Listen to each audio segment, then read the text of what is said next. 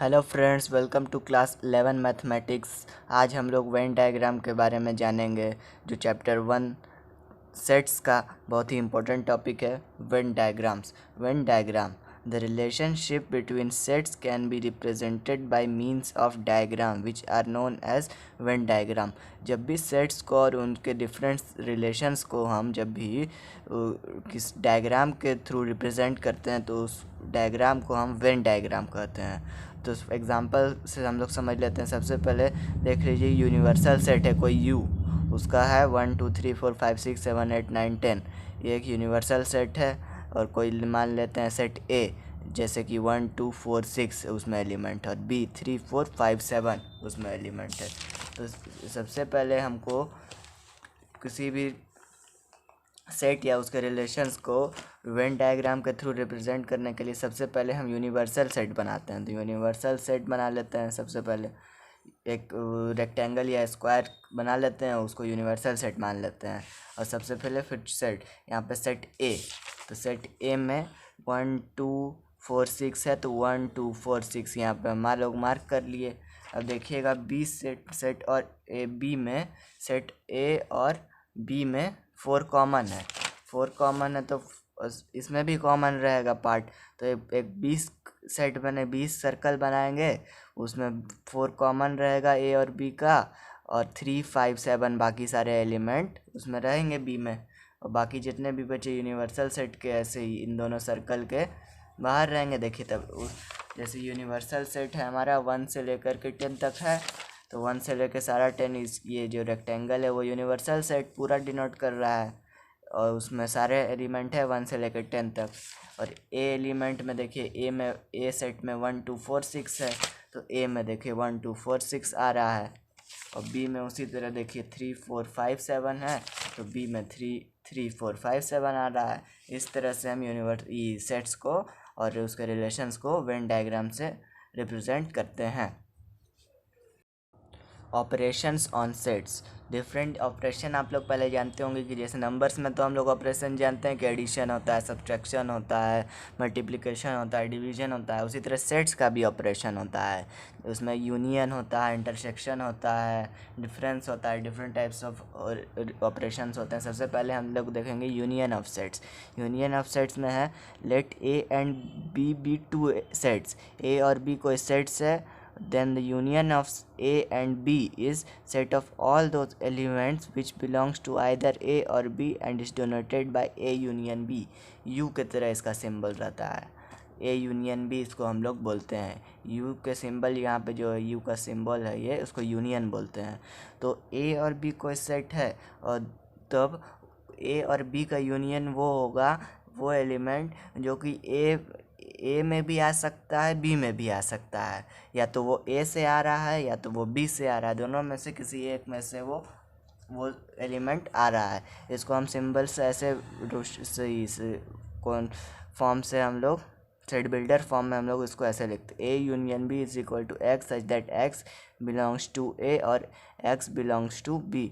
या तो वो कोई एलिमेंट वो या तो ए से आएगा या तो बी से आएगा, किसी में ना किसी एक से तो वो दोनों आएगा। यानी कि सारे एलिमेंट्स ए से भी आएंगे, वो सारे एलिमेंट्स बी से भी आएंगे। सॉरी, मतलब कि या ए से आएगा या बी से आएगा। इस एग्जांपल से आप लोग समझिए, जैसे ए है तो 1 2 3 4, और बी है 2 4 5 7। तो ए के सारे एलिमेंट ए यूनियन बी में रहेंगे और बी के सारे एलिमेंट ए यूनियन बी में रहेंगे। और जो रिपीटेड एलिमेंट रहेंगे उसको एक ही बार लिखेंगे, जैसे 1 2 3 4 इसमें लिख लिए हम लोग। और 2 और 4 देखिए, तो 2 4 5 7 इसमें भी लिखाएगा, लेकिन 2 4 यहाँ पे इसमें पहले से आया, तो 2 और 4 को दोबारा नहीं लिखेंगे, तो खाली 5 और 7 बचेगा। अब इसको हम क्या बोलते हैं, वेन डायग्राम से हम कैसे रिप्रेजेंट करेंगे। तो एक सबसे पहले रेक्टेंगल हम लोग बना लेंगे, उसमें एक सेट ए और एक सेट बी, उसमें एक इंटरसेक्शन पॉइंट है। तो ये ए और बी, उसको जितना भी ए और बी का जितना भी पार्ट रहेगा, शेडेड पार्ट, उसको शेड कर देंगे, उसको शेड कर देंगे ए और बी का सारा पार्ट अंदर का, तो वो हो जाएगा ए यूनियन बी। और उसी तरह इसको एग्जाम्पल, नंबर के एग्जाम्पल से ले लीजिए, 1 2 2 और 4, इसमें देख 2 और 4 यहाँ कॉमन है, तो 1 2 3 4 5 7, ये इतना जो है इसी को किया हुआ है रिप्रेजेंट यूनियन में, वेन डायग्राम से इसको रिप्रेजेंट किया गया है। जैसे ए है तो 1 2 3 4, 1 2 3 4, और बी है तो 2 4 5 7, और इसमें 2 और 4 जो है कॉमन है, तो 2 और 4 यहाँ पे कॉमन पॉइंट रहेगा। और सारा ए यूनियन में तो सारे एलिमेंट रहता है, ए का पूरा रहेगा और बी का पूरा रहेगा, तो ए और बी का पूरा शेड हो जाएगा, तो पूरा एलिमेंट यहाँ पे इसलिए शेड कर दिया गया है। और इसका प्रॉपर्टीज़ होता है यूनियन का, ए यूनियन बी, इसको याद करना रहता है। पहले हम लोगों ने पढ़ा है कम्युनिटिव लॉ, डिस्ट्रीब्यूटिव लॉ, उसी तरह नंबर्स में हम लोगों ने पढ़ा है। अब उसी तरह इसमें सेट्स में होता है। फर्स्ट है A union B is equal to B union A, इसको कम्यूटेटिव लॉ बोलते हैं। जैसे A plus B is equal to B plus A, उसी तरह है ये भी। और second part A union bracket में बी यूनियन सी, इसी तरह ए यूनियन बी ब्रैकेट में, इधर यूनियन में सी, एसोसिएटिव लॉ। जैसे A union phi is equal to A, ये आइडेंटिटी होता है।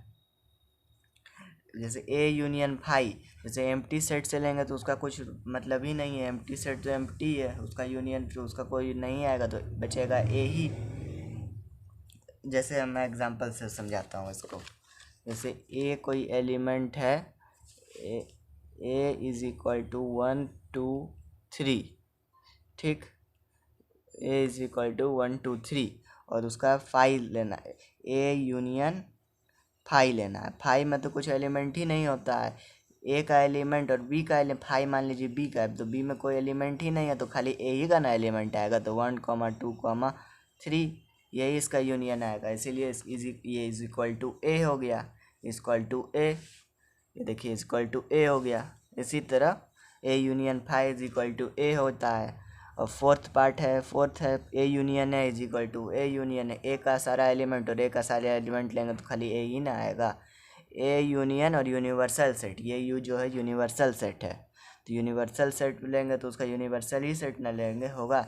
जैसे ए का सारा एलिमेंट और यू का सारा एलिमेंट, तो उसमें यू के सारे एलिमेंट में ए का एलिमेंट तो सारा कॉमन आ ही ना जा रहा है, तो उसको तो बार बार सेट में हमको लिखने का कोई ज़रूरत ही नहीं है, तो उसको ये बचा यू ही। जैसे यहाँ पे इसको भी एग्जांपल से मैं समझा दे रहा हूँ। जैसे यूनिवर्सल सेट है इज इक्वल टू कोई 1 2 1 3 5 7, ये यूनिवर्सल सेट है। और ए कोई सेट है 1 3, तो ए और यूनियन यूनिवर्सल सेट, तो ए का सारा एलिमेंट आ जाएगा, ए का सारा और यूनिवर्सल सेट का सारा एलिमेंट आ जाएगा, तो ए का सारा एलिमेंट इसमें रिपीटेड है वही है, तो उसको हम फिर से लिखेंगे नहीं, तो 5 7, देखिए तो इज इक्वल टू ये यूनिवर्सल ही सेट ना आया, देखिए सारा एलिमेंट वही है यूनिवर्सल सेट का, इसलिए इज इक्वल टू यूनिवर्सल ही सेट ना आया, इसलिए ये प्रूफ है A union universal set is equal to universal set. इसको लॉ ऑफ यूनिवर्सल सेट भी कहते हैं। सिक्स्थ है, अगर A is a subset of B if and only if A union B is equal to B, अगर A जो है B का सबसेट है तो A union B is equal to B रहेगा। ये भी इसी तरह देखिए, मैं एग्जांपल से इसको भी समझाता हूँ। जैसे ए इज इक्वल टू 1 2 है, ए इज इक्वल टू 1 2, और बी जब ए बी का सबसेट है तो इसमें आएगा ही 1 2 3, तो देखिए ऐसे 1 2 इसमें आ रहा है, तो ए इज सबसेट ऑफ बी। अब इन दोनों का जब देखिए यूनियन निकालेंगे हम लोग, ए यूनियन बी, तो ए का सारा एलिमेंट इसमें आएगा और बी का सारा एलिमेंट आएगा, तो ए का सारा एलिमेंट इसमें रिपीटेड ही है, 1 2 रिपीटेड है, तो खाली 3 बच रहा है, तो 3 लिख देंगे हम लोग, तो ये इज इक्वल टू बी ही ना आया। देखिए सारा एलिमेंट सेम है तो बी ही ना आया, इसीलिए A union B is equal to B. अब हम लोग पढ़ेंगे intersection of set. Intersection of sets. Let A and B be any two sets, then intersection of A and B is all those elements which belong to A and B. Set A and B both and is denoted by A intersection B. इसको intersection का sign U का just opposite होता है। जैसे देखिए U universal का ऐसे है तो इंटरसेक्शन का ऐसे होता है, ये इंटरसेक्शन का है, ये इंटरसेक्शन का, ये इंटर सेक्शन का सिंबल है ये, ये देखिए इंटरसेक्शन का सिंबल है। और इंटरसेक्शन ऑफ सेट्स क्या होता है, ए और बी, मान लीजिए कोई दो सेट्स हैं, उस दोनों में ए और बी में जो एलिमेंट ए में भी आ रहा है और जो एलिमेंट बी में भी आ रहा है, दोनों में जो एलिमेंट आ रहा है वही इंटरसेक्शन होता है। जैसे इसको सिंबल्स ऐसे रिप्रेजेंट करते हैं, A intersection B x such that x belongs to A and x belongs to B. जो एलिमेंट ए में भी आ रहा है और जो एलिमेंट बी में भी आ रहा है, एक्स ए में भी आ रहा है और एक्स बी में ये भी आ रहा है। यहाँ पे देखिए इस वाले में और है, यूनियन में और रहता है, और एंड में बहुत फ़र्क है। ये उसमें है कि या तो ए में आ रहा है या तो बी में आ रहा है, और इसमें है कि दोनों में आ रहा है। और एग्जाम्पल से हम लोग इसको समझते हैं, जैसे let A is equal to 2357 2345 और b is equal to 3578, then a intersection b is equal to 3,5। तो 3,5 इंटरसेक्शन में देखिए जो कॉमन पार्ट आ रहा है, 2 इसमें आ रहा है, इसमें नहीं आ रहा है, नहीं है, 3 इसमें भी आ रहा है, इसमें भी आ रहा है, इसलिए इंटरसेक्शन में होगा। 4 इसमें आ रहा है, इसमें नहीं आ रहा है, इसलिए नहीं होगा। 5 इसमें आ रहा है, इसमें भी आ रहा है, इसीलिए 5 होगा। तो 3,5। अब इसको डिनोट कैसे करेंगे, इसका देखिए इंटरसेक्शन में जो भी कॉमन पार्ट ए और बी का कॉमन पार्ट जो दोनों में आ रहा है, तो सबसे पहले ए और बी, और इन दोनों का कॉमन पार्ट यही आ रहा है, ये इतना जो ए और बी का कॉमन है, इसमें भी ए का भी पार्ट है वो जो बी का भी पार्ट है, इसलिए ये ए इंटरसेक्शन बी ये रहेगा। इसको जैसे नंबर कैसे रिप्रेजेंट करना है, जैसे 3 और 5 है तो 3 और 5 इसमें लिख देंगे कॉमन पार्ट में, देखिए यहाँ 3 और 5। इस तरह ए इंटरसेक्शन बी, इसका प्रॉपर्टीज़ भी कुछ होता है, प्रॉपर्टीज़ ऑफ इंटरसेक्शन भी होता है। देखिए प्रॉपर्टीज़ इसका, A intersection B is equal to B intersection A, commutative law. A intersection B intersection C is equal to A intersection B intersection C, associative law. A intersection phi is equal to phi, इसको law of phi बोलते हैं। जैसे देखिए यहाँ पे मैं example से समझा रहा हूँ, देखिएगा। एक मिनट मैं अपना ले लूँ थोड़ा यहाँ पे। ये देखिए मान लीजिए ए कोई सेट है, ए इज इक्वल टू 2,4 और 5 में तो कोई वही नहीं रहेगा, कोई एलिमेंट ए इंटरसेक्शन 5। तो इन दोनों में कौन सा कॉमन है, इसमें 2 है, इसमें भी नहीं आ रहा है, 4 भी नहीं आ रहा है, तो 5 ही ना रहेगा, कोई भी कॉमन है ही नहीं, तो 5 रहेगा। A intersection 5 is equal to 5। A intersection A is equal to A, same बात वही है यूनियन वाले की तरह ही। A intersection universal set is equal to A. अब देखिए यूनिवर्सल सेट में मान लीजिए यहाँ पे नंबर से मैं बता दें, कोई यूनिवर्सल सेट है 1 2 3 4, ठीक, ये, और ए कोई ये सेट है 1,2। यूनिवर्सल सेट का कोई भी एलिमेंट जो भी ए में आएगा वो यूनिवर्सल सेट में आएगा ही, देख लीजिए यहाँ पे। तो देखिए उसमें अब A intersection universal set is equal to 1,2, 1 और 2 इसमें भी आ रहा है, इसमें भी आ रहा है, देखिए 1,2 ये इज इक्वल टू ए ही के ना इक्वल हो गया इसी तरह, इसीलिए A intersection universal set is equal to A होगा। 6th part, the A is a subset of B if and only if A intersection B is equal to A. ये भी उसी तरह है सबसेट ऑफ, जैसे ए इज इक्वल टू 1,2 और b is equal to 1,2,3। अब देखिए A is subset of B हो गया, यहाँ पे सेटिस्फाई हो गया। अब A intersection B is equal to, देखिए 1 इसमें भी आ रहा है, इसमें भी आ रहा है, 2 इसमें भी आ रहा है, इसमें भी आ रहा है, तो ये इंटरसेक्शन हो गया। और देखिए ये ए के इक्वल आ रहा है, तो ए के इक्वल, देखिए जब ए सबसेट है बी का तो A intersection B is equal to A ही आएगा। देखिए the A subset of B if and only if A intersection B is equal to A. 7th है, कुछ दो प्रॉपर्टी, ये दोनों को याद कर लीजिएगा। A intersection B union C is equal to A intersection B union A intersection C. A union B intersection C is equal to A union B intersection A union C, इसको distributive law बोलते हैं। 3rd, difference of sets. The difference of sets A and B is the set of all those elements which belongs in A but not in B and is denoted by A minus B, read as A minus B.